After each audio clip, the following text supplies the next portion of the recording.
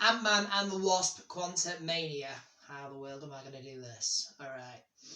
Because this is really a film where you need to go in knowing nothing. Seriously, this is a completely hush-hush. And I know you've heard critics say it's not brilliant. And I know you've heard loads of people say it's a terrible MCU film. It's really not.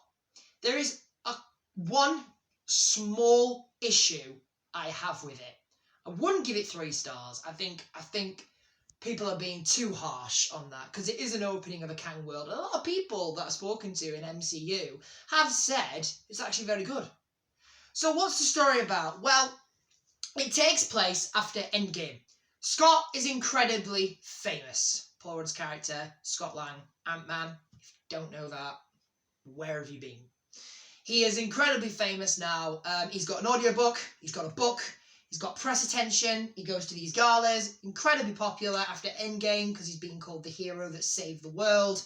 And Evangeline Lee, Hope, is still in love with him, still together, they're written this all together.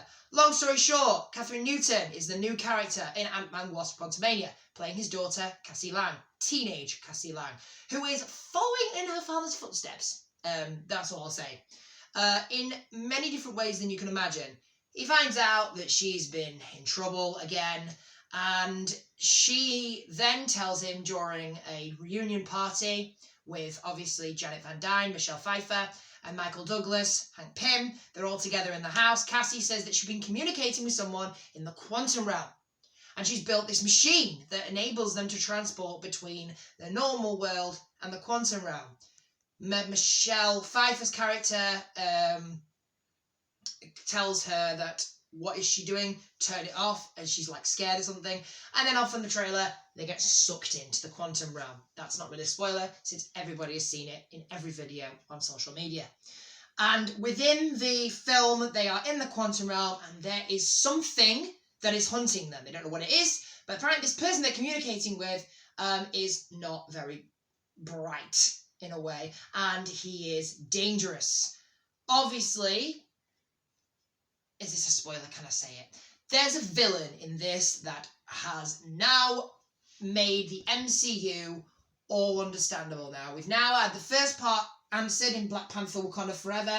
That explained the next phase of the MCU, where it's all leading to, what comics it's following. Now we've got part 2 of it, and now we have the complete picture. So while they're in the quantum realm, they meet all these mysterious creatures. Can't say too much about this, as I said in the beginning of my video, so I'll try and simplify this best I can. They walk through the quantum realm, and they end up on this mission where this mysterious figure has asked Scott to do a job. If he helps him, he will bring back his time. In other words, the time that he lost with Cassie. He's saying that he'll help him regain all the years he lost. He'll help him regain everything that he lost. He'll make his life better if he helps him. And things get bad from worse. And then there's also this other person that's also hunting Scott, who works for the mysterious figure that has a connection to Ant-Man. And within the quantum realm, they're trying to basically do this mission that this task they've required to do using Scott's ability, but it doesn't go the way they planned, and also it's not all black and white. There's a lot of different creatures in it, a lot of different areas, and a load of Easter eggs in this film. And that's all I'm giving you, because I can't say any more about it. The cast is fantastic. What I like about this is there's a different side to Scott in this. You see him kind of basically make a decision you thought you'd never see him make before. And it's inquisitive, it's different, it's creative, and also there's a lot of a different side to him. And he basically is trying to figure out if he's made the right choice. Scott and Evangeline Lee, who plays Hope, chemistry's great in this. They're both together, they're trying to survive. Not much difference to her in other films. She was good, brilliant character. I thought she was fantastic. I tell you what we did explore more in. We explored more of Janet's story in this. Janet has a lot more than you think to do with the quantum realm. And actually, her connection in this is vital to the storyline of the MCU. And I love Michelle's character in this because it's fearful, it's dangerous, it's daring. There's a lot of things she's not told her family about, something that she really should have mentioned before, and they start to learn more about her. They start to understand, wait a second, why didn't you tell us this? I don't know. A lot of comedy's played for in this film, and it does actually work in some points. And I think it's absolutely brilliant. It really does work within it. And Michael Douglas, his character is fantastic in it as well. Catherine Newton is impressive in this as Hope, as, well, of course, Cassie Lang.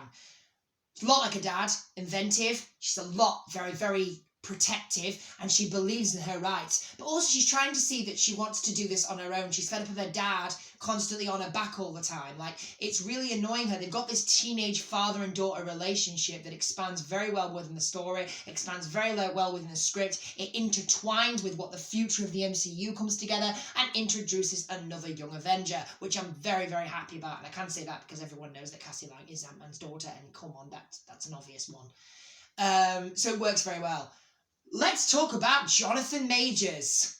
Can I say it? I don't know if I can say it or not. Okay, Jonathan Majors has been revealed as Kang the Conqueror. I say it because everyone's seen it. If anybody has a go at me for saying this, come on, the trailers have been on social media. The pictures have been on social media. Everything's been on social media. So don't tell me that Kang is a spoiler, because it ain't. And he's fantastic. And yes, it is Kang that they are helping. How? Why? Can't tell you. But let's talk about Jonathan Majors' character. Terrifying. And I should know because my girlfriend was absolutely scared. And he was brilliant with his special effects. His intimidation was amazing. He was very cynical. He's very crazy. His psychopathic tendencies work very well within the script. You are not sure if you can trust him or not. You don't know what sort of person he is. Is he telling the truth? He's very mysterious. He's got snake-like behaviour and qualities, which works very well within the film. And, you know, there's a lot more to him than you think. And the outcome of this story is not what people thought it was going to be. Now, people say that the outcome of the story is the reason why this film didn't get so well. But no, there is one small problem. Comedy is pushed too much in this. That's why I've taken it down a star. Because there are some points where the comedy works within the timing, and sometimes they just cut the comedy in when it really didn't need to be there. Like, important moments are made into a joke. Didn't like that. Especially one character that is in this film. That is a terrible idea. Because at first I thought, when I heard about this character entering, I thought, this is exciting, this is the MCU, we know this character from the comics, and they presented him very badly. Not well organised, didn't work within the story. Because it was stupid. I'm sorry, but it really was stupid. I thought that this character was going to bring into a new phase, and no, it didn't. This is what let this film down. Their representation of this person.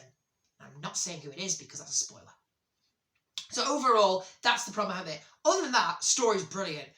The villain is fantastic. There is a moment in this film that is brutal, brilliant, and edge of your seat fantastic. Because you fear for Scott in this. It is fantastic. The CGI mixed in with the cinematography is so well done within the story. It really works. It's brilliant and it is effective. So for all those reasons, I've got to give Ant-Man Quantumania 4 stars. So, Ant-Man Quantumania, have you seen this film yet? Please, I can't say anything about this. If you want to know what the hype is about, if you want to know and you don't agree with Rotten Tomatoes, like most people don't, then please go see this movie. Go see it blind, and then you will get it. I ain't telling you what this is about. Go see it for yourself. If you liked the video, click the thumbs up button, and if you want to see any more movie reviews, then subscribe to Movie Madness. Thanks so much for watching, guys. I love your continued support on my channel. I hope you have a fantastic week. The videos will not be put into edit mode because I still need to fix my laptop, so I really apologise for that. It's really starting to annoy me. It's great when technology stops you doing what you want to do. It's brilliant. So thanks for watching, guys. Have a great week, and I will see you in my next review.